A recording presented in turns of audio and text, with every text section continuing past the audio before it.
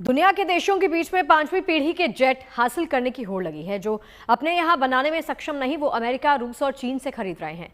दरअसल दुनिया की हर सेना आने वाले वक्त में 5th जनरेशन फाइटर प्लेन की अहमियत को समझ रही है।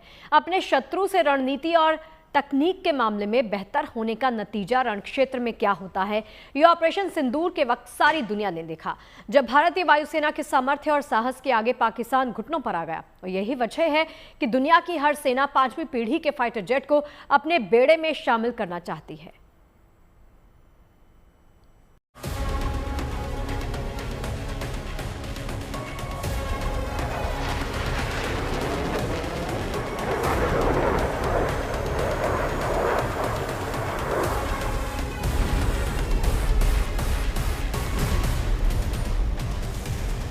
ये नज़ारा है बेंगलुरु में हुए एरो इंडिया शो का, जब अमेरिका और रूस के दो सबसे आधुनिक लड़ाकू विमानों ने भारत के आसमान में अपने ताकत का ट्रेलर पेश किया। रूस के Su-57 ने अपने करतब से सबका दिल जीत लिया, तो वहीं वर्टिकल टेक ऑफ की भी क्षमता से लैस अमेरिका के F-35 लाइटनिंग II ने भी आसमान में अपनी बादशाहत का नमूना दिखाया। पांचवी पीढ़ी के दोनों लड़ाकू विमानों ने अपने अपने प्रदर्शन के जरिए ये साबित करने की कोशिश की कि कौन ज्यादा पावरफुल है, किसकी ताकत जबरदस्त है। दोनों देशों के 5th जनरेशन लड़ाकू विमानों के शक्ति प्रदर्शन के बाद ये सवाल बेहद जोरदार तरीके से उठा कि क्या रफाल के बावजूद भारत को भी अपने 5th जनरेशन प्लेन की जरूरत है।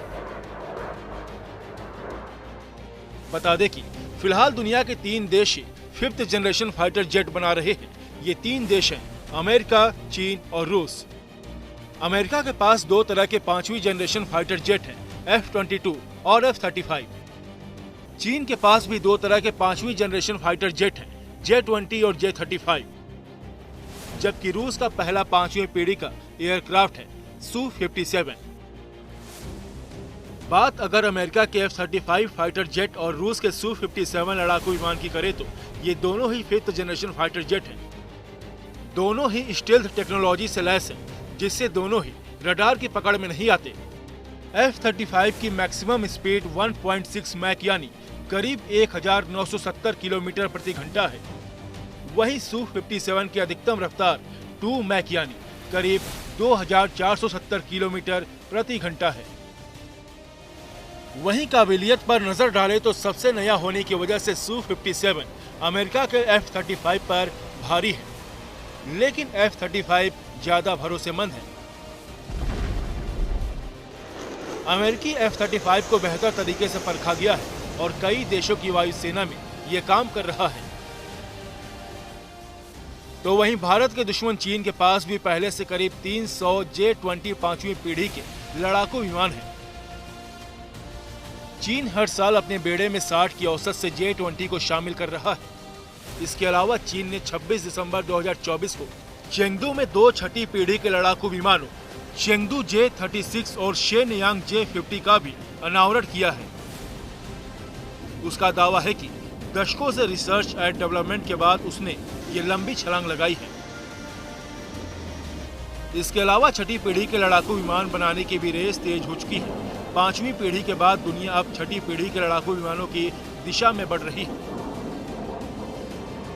अमेरिका बोइंग F-47 जैसे प्रोजेक्ट पर काम कर रहा है, जिसमें AI मानव रहित टीमिंग, लेजर वेपन और साइबर क्षमताएं होंगी।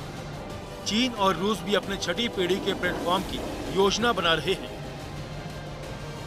F-35 फाइटर विमान के बाद अब US एयरफोर्स ने डिक्लेयर किया है कि बहुत जल्दी वो 6th जनरेशन फाइटर एयरक्राफ्ट, जो कि सुपर स्टेल्थ विमान होगा, यानी किसी भी तरह के रडार पर कहीं से भी नजर नहीं आएगा। और तो और उसमें इंफ्रारेड सिग्नेचर भी इतना कम होगा कि दुश्मन अगर उसकी तरफ हीट सीकिंग मिसाइल चाहे जमीन से या चाहे हवा से फायर करे, वो भी F-47 को ढूंढकर ध्वस्त नहीं कर पाएंगी। तो इस 6th जनरेशन फाइटर एयरक्राफ्ट, जिसका नाम उन्होंने दिया है F-47, उसकी एवरेज स्पीड यानी क्रूज स्पीड भी मार्क 2 ध्वनि की रफ्तार से डबल से भी ज्यादा होगी। उसकी कॉम्बैट रेंज यानी जाकर दुश्मन पर हमला करके वापस आने की जो रेंज है, वो 1800 किलोमीटर से ज्यादा होगी।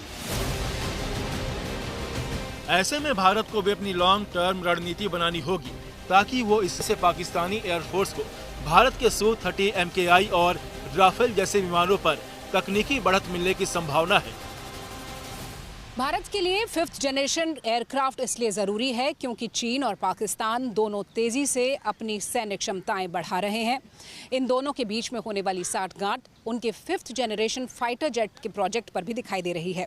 अगर चीन की बात करें तो वो J-35 इस्तेमाल करता है और बताया ये जा रहा है कि J-20 के साथ वो अपने 2 5th जनरेशन फाइटर एयरक्राफ्ट की संख्या बढ़ा रहा है। वहीं दूसरी तरफ वो पाकिस्तान को भी J-35 बेच रहा है और पाकिस्तान लगभग 40 J-35 5th जनरेशन एयरक्राफ्ट चीन से ले सकता है। हाल ही में आई अमेरिका की इंटेलिजेंस रिपोर्ट जिसने थ्रेट असेसमेंट किया है, वो ये बताती है कि चीन और पाकिस्तान दोनों ही अपनी सैन्य क्षमताओं को तेजी से बढ़ा रहे हैं, जिसमें न्यूक्लियर थ्रेट के साथ साथ 5th जनरेशन फाइटर क्राफ्ट भी शामिल हैं।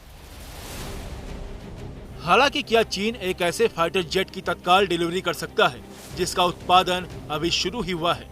इस पर डिफेंस एक्सपर्ट की अलग अलग राय है, लेकिन फिर भी ये डील भारत के लिए चिंता की बात तो है, क्योंकि भारत के बेड़े में इस समय तक केवल 4.5 जनरेशन के फाइटर जेट ही मौजूद हैं। यही वजह है कि भारत ने भी तत्काल कदम उठाते हुए 5वीं पीढ़ी के स्वदेशी फाइटर जेट के प्रोजेक्ट को नई रफ्तार दे दी है। दिल्ली से शिवानी शर्मा के साथ bureau report, good news today.